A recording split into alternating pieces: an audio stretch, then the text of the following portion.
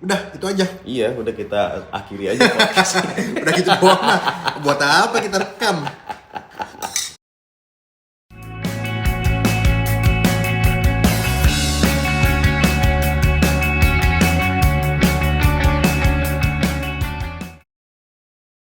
Oi, Kes.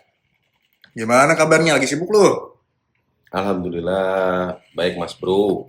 Hmm. Biasa, lagi ini aja, ngitung-ngitung kerjaan. Gimana Oh. Om? Gimana Om? Gimana? Kita mau bahas apa nih hari ini nih? Tentang kehidupan. Tentang kehidupan boleh. Kehidupannya apa ya? Gimana? Bagi-bagi bahan. Ngalir aja kali ya. Yang penting judulnya eh, keluarga. Keluarga. Ya udah. Deh, gimana nih, Kes? Gue lihat seminggu ini, jujur, gue lihat lu lagi jenuh, suntuk. Ada apa sih? Bukan jenuh sih, lebih ke arah yang namanya laki-laki ya. Iya, Kita kenapa kan tuh? selalu mikir bagaimana masa depan, Pasti tuh. terus kita harus ngelakuin apa, Betul. kita Setuju harus banget. seperti apa. Setuju. Kalau namanya juga laki-laki, Mhm. ya pilihannya cuma dua. Kalau nggak diem, ya kita action. Itu aja sih Om. Nggak ada laki-laki yang jadi, oh nggak ya? Oh, Nggak ya? enggak Nggak ya? lah. Enggak Laki-laki lah. ya strong ya? Harus kuat lah Harus Om. kuat, Harus strong. kuat, strong. Terus, ya jangan nunjukin kita lemah lah di banyak orang. Gitu aja sih Om. Oke. Nah terus, ada apa sih? Ada apa sih? Ceritain lah. Ada apanya, gue jujur sulit jelasin. Tapi yang jelas, harus gue hadepin. Itu aja poin. Udah, itu aja. Iya, udah kita akhiri aja podcast. Udah gitu doang lah. Buat apa kita rekam? Ya udah dari lu aja, lu mau nanya apa? Ya, gue pengen tahu sih kayak, lu gimana usaha lu? Gue kan bisnis nih, ya kan? Bisnis lu tuh gue lihat kayaknya semakin growth, ya kan? Makin Alhamdulillah. berkembang, Alhamdulillah. dengan developing lah. Bismillah. Eh, apakah lu sekarang ini kerja dengan usaha lu, bisnis lu itu udah nggak sih nutupin kehidupan lu sehari-hari, terus membiayai semua kebutuhan yang penting, terus apakah itu juga sekarang udah mulai bisa membeli hal-hal yang tersier kayak gitu? Coba deh lo cerita.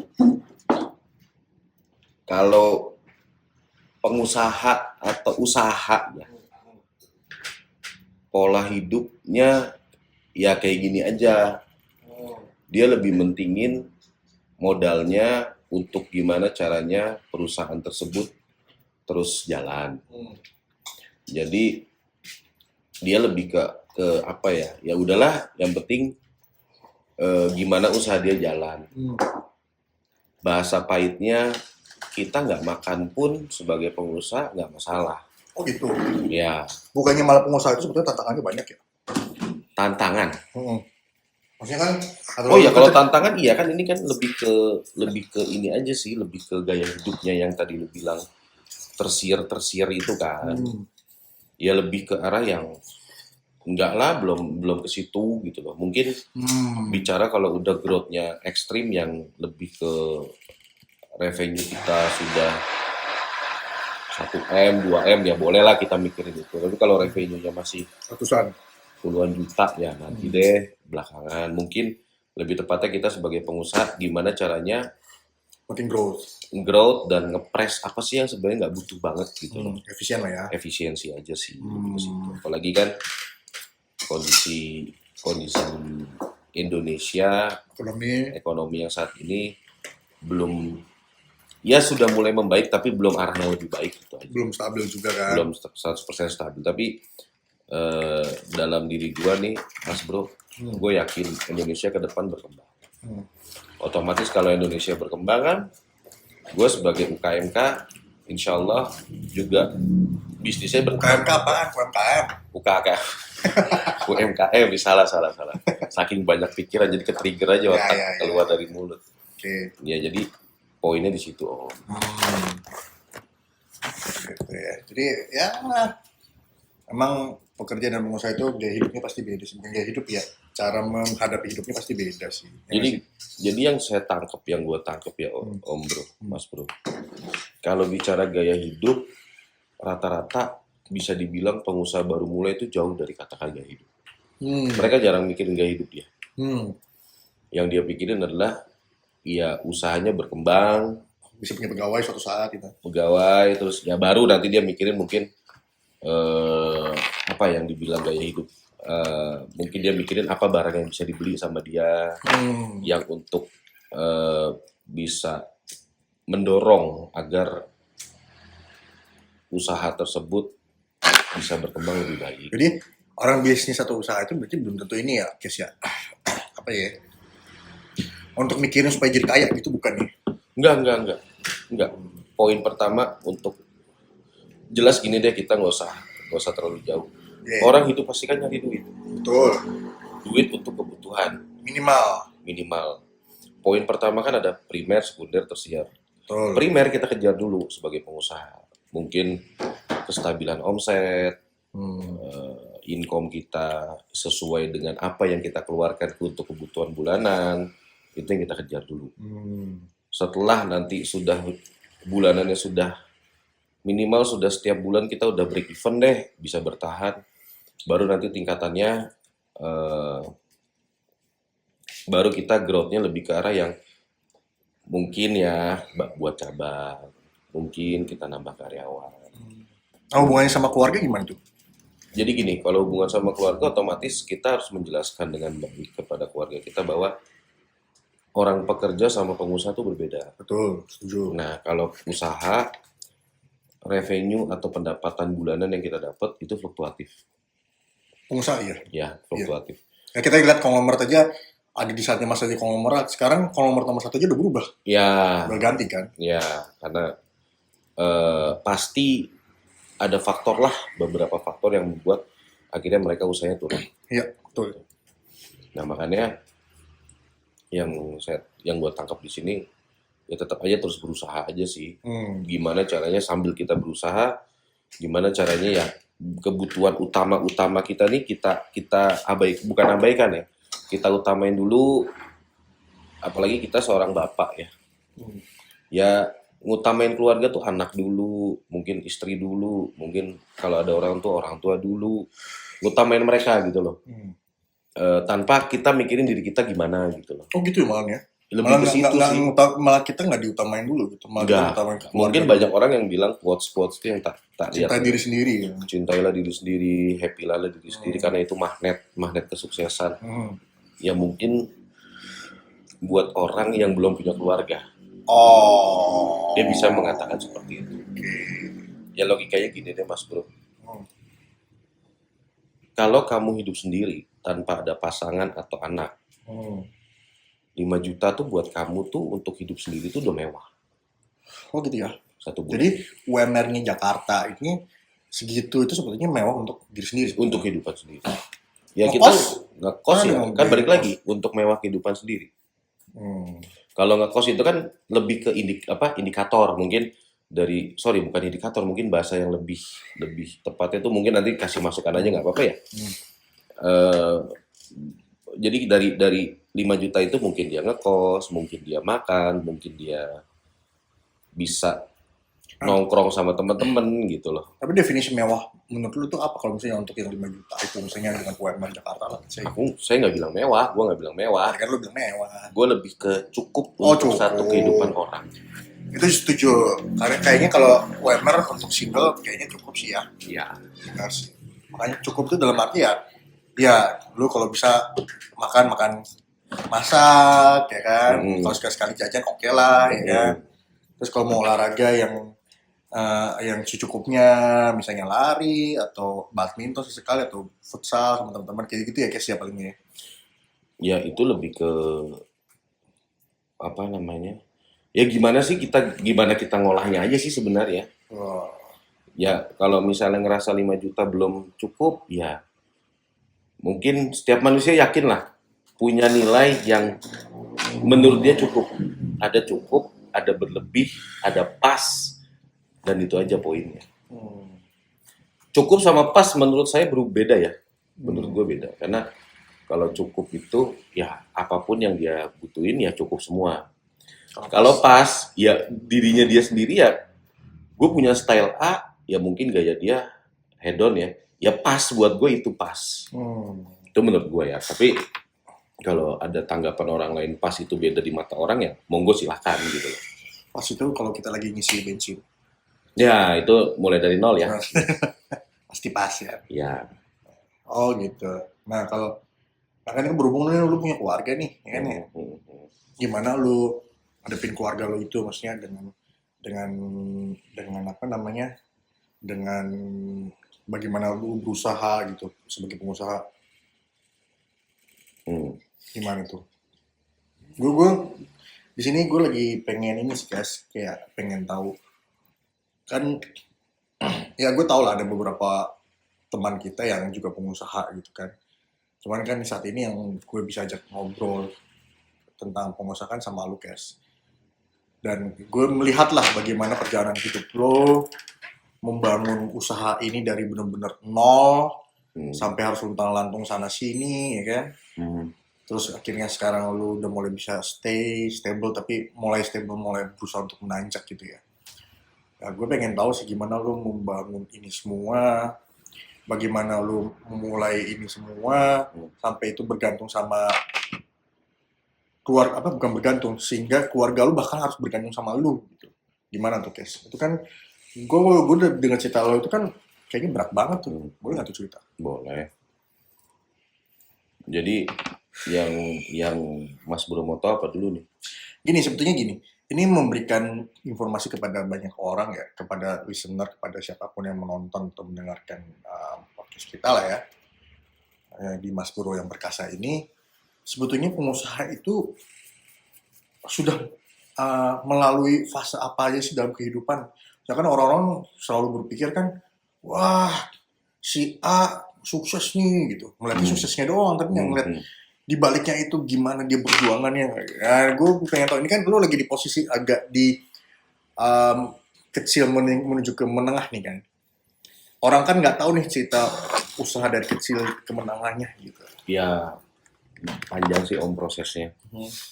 Awal mula pasti kerja lah, nggak mungkin nggak kerja, pasti kerja. Cari modal lah ya. Cari modal.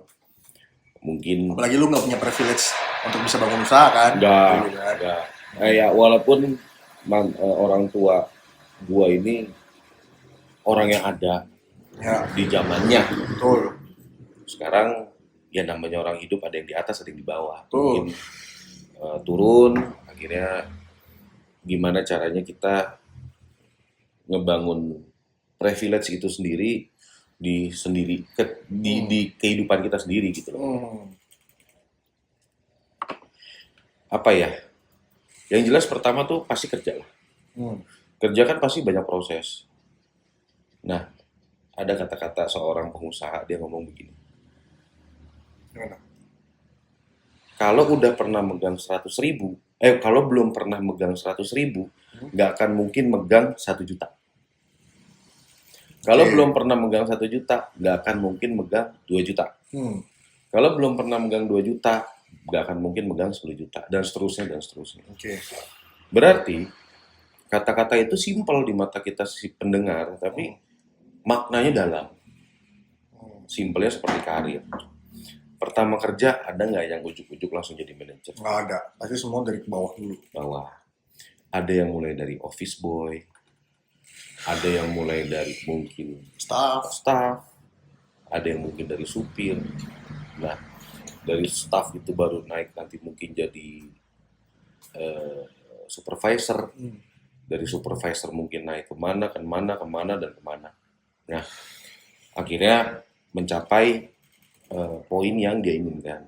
Tapi kalau untuk pekerja, setiap karir yang dia kejar, udah pasti atau belum tentu nggak akan melewati hal-hal sulit kok.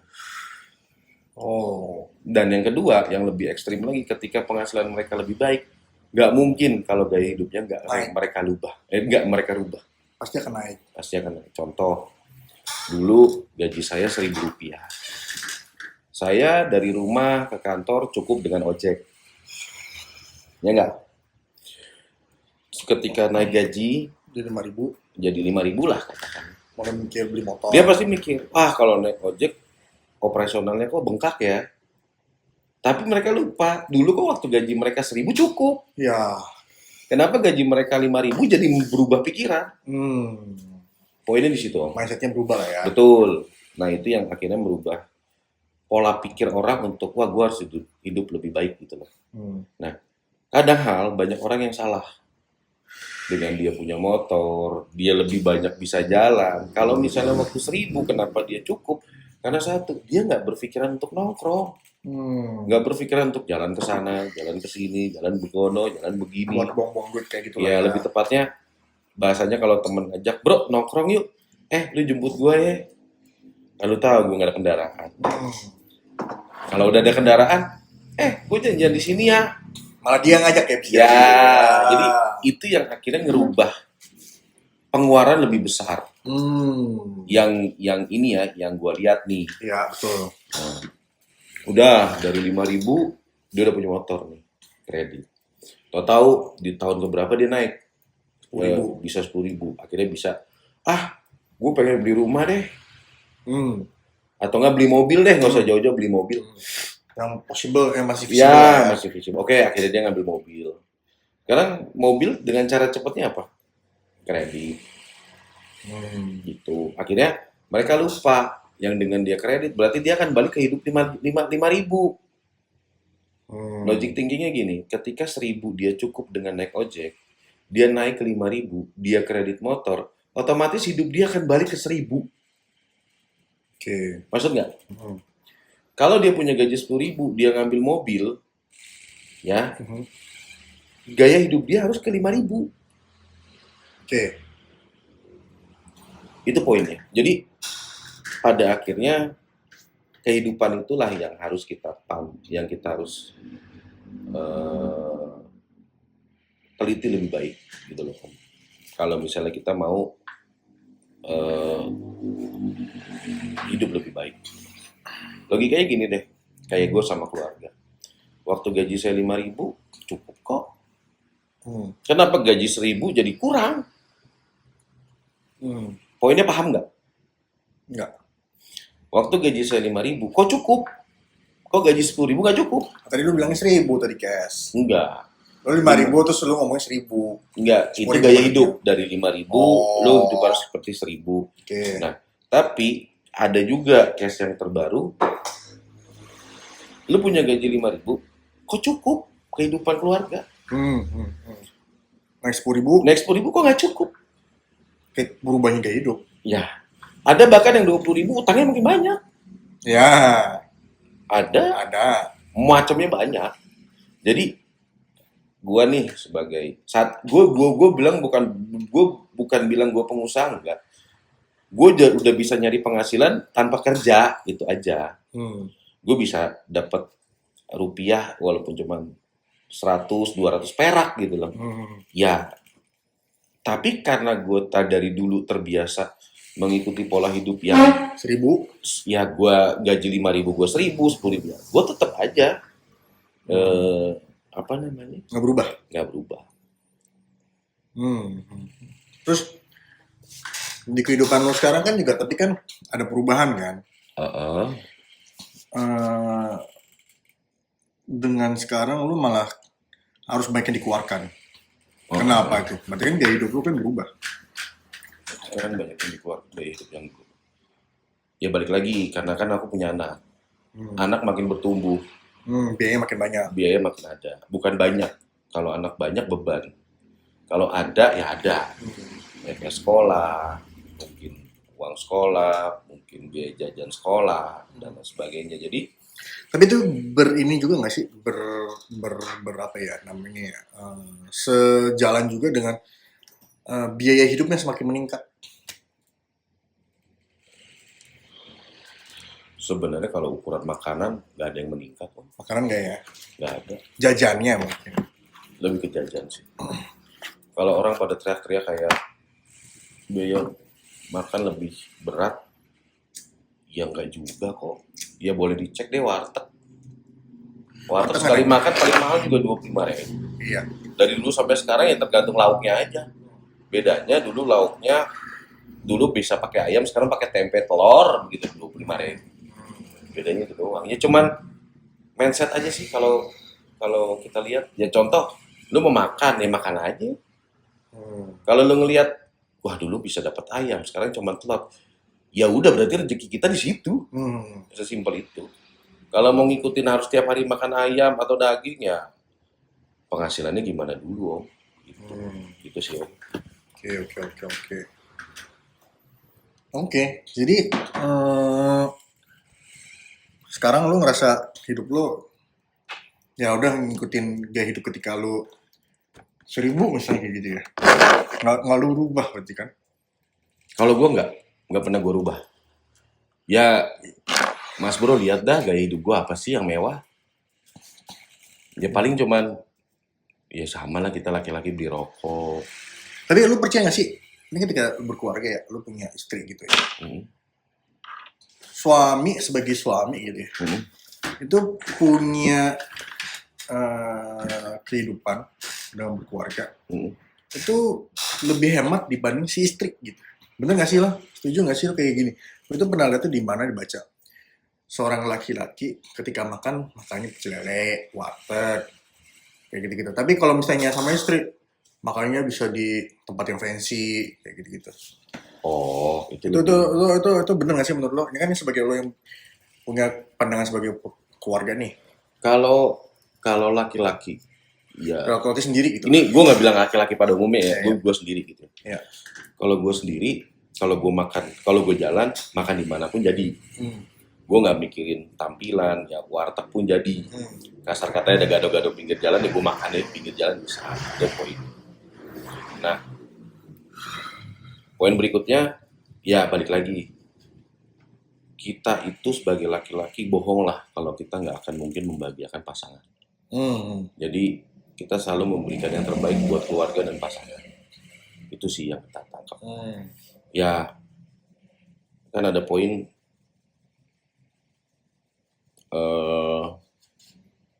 ada yang bilang laki-laki, arti cinta yang sebenarnya itu adalah ketika laki-laki itu apa ya om, dia mengalah untuk keutamaan dia. Contoh gini, lo lagi jalan sama pasangan, lagi jalan sama orang tua, lagi jalan sama anak. Kita tahu nih kita butuh tas untuk kerja, tapi ketika tiba-tiba anak-anak ngomong, oh mau sepatu baru? Pak aku minta tas dong, tas baru. Oh, sepatu baru, tas baru. Ya tas baru. Ya kita akan naruh tas kita yang kita inginkan, kita akan utamain mereka.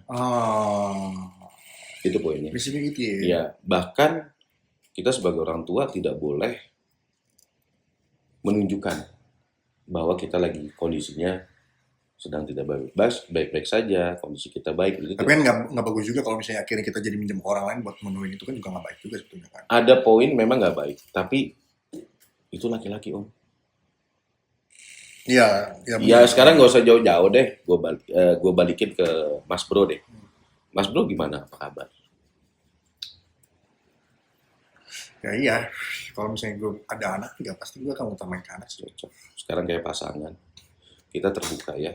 Mas Bro belum ada penghasilan. Mas Bro jangan sama pasangan. Sebisa mungkin Mas Bro nggak minta sepeser pun. Malah Mas Bro menunjukkan batagor deh, beli batagor. Aku yang bayar batagor ya. Itu sebisa mungkin, karena laki-laki itu pada dasarnya nggak mungkin dimanapun di dunia nggak akan mau ngecewain pasangan, tidak akan mau mengecewakan pasangan. Apapun bisa kalau bisa di provide ya. Sebisa mungkin dia ngutamain pasangan. Tapi ini lu sebagai yang berkeluarga, lu setuju nggak sih sama wanita-wanita yang dia mencari pria yang provider?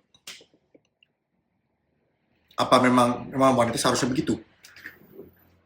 Mencari pasangannya harus provider. Semua harus dipenuhi sama. Gue yakin bro, seluruh manusia, seluruh wanita lah yang di dunia ini, awalnya nggak akan ada arah ke sana. Oke. Terus? Nggak akan ada arah ke sana.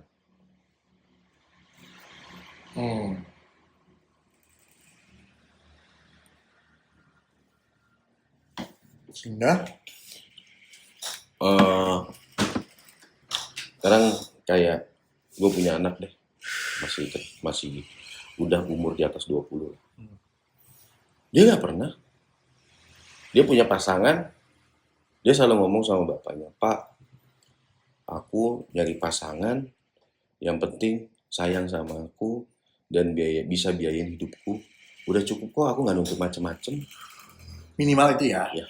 Jadi kalau Itu misalnya pertama, itu yang pertama ya. karena mereka belum ada pengalaman. Oh, oke. Clear ya? Ya. Nah, pada akhirnya ketika dia sudah menjalankan sebuah hubungan, bener Om, itu anak gua itu yang udah kuliah, dia tuh nggak pernah, kalau bisa dia yang bayarin, atau nggak sebaliknya cowoknya, dan dia selalu ngingetin, jangan terlalu boros ya, Ai. Dia selalu gitu. Oh. Dia selalu ngingetin, itu di pertama. Hmm.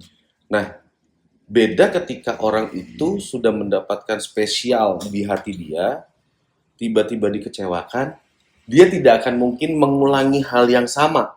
Hmm. Maksud enggak? Hmm. Jadi kayak contoh, dulu gue udah ngasih harapan nih sama si A lah katakanlah. Kok dia ngecewain gue ya? Padahal apa sih kurangnya gue? Bahasa wanita akan mengintrospeksi dirinya sendiri itu seperti itu poinnya. Akhirnya di tingkatan berikutnya dia bilang, oke, gue nggak mau jadi kayak gini, gue harus lebih baik. Akhirnya mungkin dia nyari pasangan yang balik lagi. Dia mencari pasangan provider itu, ya gue punya pengalaman buruk sebelumnya. Tapi gini, seandainya si cewek akhirnya meningkatkan kriteria cowok yang harus cowok yang provider misalnya gitu ya. Apakah nggak ada ketakutan dari cewek? Gue dapet nggak ya pasangan kayak dia, kayak orang yang memprovide gue apapun. Misalnya skincare lah, tas lah, sepatu lah. Ya, Bisa nggak sih, Kes? Mungkin. sekarang gue tanya sama lo deh. Dasar laki-laki itu karakternya adalah dia penaung. Ya. Ya dasarnya penaung. Sekarang bohong deh, bro. Ketika gampangnya gini deh, gue logikanya gimana? Cara pikir logikanya, gampangnya gini deh. Yang ngebuat perempuan seperti itu sebenarnya laki-lakinya juga lah. Sadar nggak? Maksudnya? Laki-laki punya karakter tuh penaung. Oke. Tapi yang buat wanita seperti itu laki-lakinya juga. Sadar nggak? Oh, oke. Laki-laki tuh selalu gue akan memberikan terbaik apa yang gue punya ke pasangan gue. Nah, akhirnya si perempuan dididik atau dilatih dari pasangannya. Yang saat itu. Yes. Otomatis. Ya gue tanya deh sama lu deh. Perempuan ke bawah nggak karakternya? Iya, jadi ke bawah. Yes, Bisa jadi. itu poinnya. Sehingga pasangan berikutnya dia pengennya kayak pasangan Poinnya itu. Jadi gue nggak bisa nyalain perempuan pada utuhnya. Di sini ada kesalahan laki-laki, ada kesalahan perempuan. Tapi balik lagi, kalau karakternya sudah terbiasa menjadi orang yang tidak mau berlebihan, itu akan terbentuk sama kapanpun. Setuju sih. Poin itu aja. Ya balik lagi gini, dia mau punya pasangan sebelumnya kaya, pernah punya pasangan sebelumnya pernah ngecewakan di bidang materi. Dia kalau punya karakter gua tidak akan macem-macem atau tidak akan minta hal berlebihan, ya di pasangan berikutnya dia akan melakukan yang sama kok. Itu karakter. Berbeda dengan orang kecewa akhirnya balas dendam. Itu poinnya. Karena balik lagi Om, setiap laki-laki, setiap manusia punya rezeki yang berbeda. Mungkin pernah nggak lo ngeliat video? Lucu deh video. Orang naik sepeda. Ya, ini salah satunya orang naik sepeda. Enaknya naik motor. Oh iya. Orang naik motor. Enaknya naik mobil. Enaknya naik mobil. Yang punya mobil, ngeliat yang punya motor. Ya Allah, beban hidupnya dikit, yang punya motor enak. Oh. Yang punya motor balik lagi ke yang sepeda. Ya Allah, hidupnya tenang banget, dia ngowes tanpa pikir beban apapun. Itu udah jadi kayak rantai yang bolak-balik aja. Jadi kan balik lagi, lu nggak akan tahu isi hati orang. Yang paling benar adalah lu menyikapi apa yang lu dapet, apa yang lu lakuin, apa yang lu bisa dapet, apa yang lu bisa kembangin. Itu yang paling benar udah. Ya kalau salah, monggo direvisi. Gue setuju sih. Sebetulnya kita tinggal meletakkan standar hidup kita kayak apa kan. Yes. Kalau kita membuat hidup kita apa namanya, lagi segini aja cukup, gue di provide sama pasangan gue segini aja cukup, itu Yes. oke kan. Yes. Ya kalau standarnya segitu ya dia akan mencari pasangan yang akan mudah dengan standar yang dia punya. Balik lagi itu di karakter. Soalnya ada juga ya, pernah gue ada obrolan gitu ya kayak sama orang, sama cewek ya. Dia ngomong gini, ada beberapa cewek, ada satu cewek yang ngomong gini, gue mau nyari cowok yang provider kok, supaya semua kebutuhan gue dibeli, sampai dia punya apartemen yang di atas namakan dia, karena cowoknya udah memberikan dia apartemen. Sehingga ketika putus sama cowok itu, dia nyari pasangan ya yang bisa lebih dari itu bahkan gitu. Tapi ada juga karakter cewek yang gue ketemu, gue kerja, gue bisa mandiri, gue bisa membiayai hidup gue sendiri. Yang perlu disediakan oleh pasangan gue ya hanya cukup kebutuhan kita sehari-hari aja gitu. Nah, kayak gitu tuh. Kalau gue lihat bro, di sini ada tiga karakteristik pasangannya. Yang pertama tadi provider, cewek nyari provider. Ada cewek yang dibalik, cowok nyari cewek provider.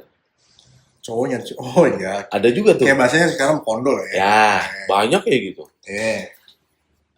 Yang lebih seneng gue adalah yang ketiga, yang terakhir, kerjasama.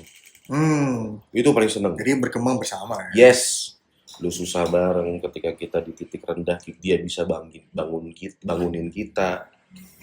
Ya, bersyukur aja kita punya pasangan yang seperti itu. Itu kayak, ya, apa ya? Kayak, itu bukan rezeki dalam bentuk uang loh ya. Itu rezeki dalam bentuk pasangan. Dan itu bisa dibilang jarang. Dan ketika, jarang ya sekarang? Jarang om. Oh. Bisa dibilang kalau, ya nggak jarang banget, tapi bisa dibilang mungkin 1:10. Jarang itu. Dari 200 juta, 1:10. Jarang. Berarti 10 banding 100. Ya. Berarti masih banyak. Mungkin probabilitasnya 10% lah. Masih ada wanita-wanita dan laki-laki seperti itu. Dan dijamin ketika dia udah mulai dengan hal-hal yang kerjasama, dia langgeng. Langgeng, nggak menjadi orang yang gue baru dapat duit segini, enggak. Mereka akan lebih mawas diri masing-masing. Oke, ini menurut pandangan lo nih sebagai laki-laki, dan gue juga sebagai laki-laki juga lah ya.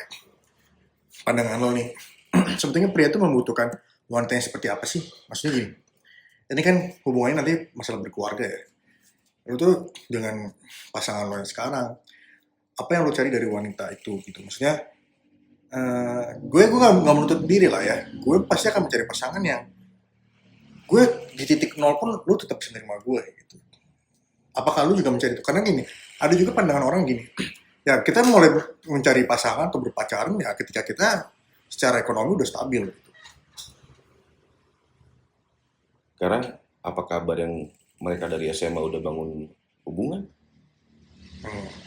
Ada yang dari SMA bangun hubungan, nikah di pas mereka kerja. Maksudnya pacarannya udah lama gitu ya? Iya, banyak kok. Ada kok teman gue, nggak perlu sebut nama.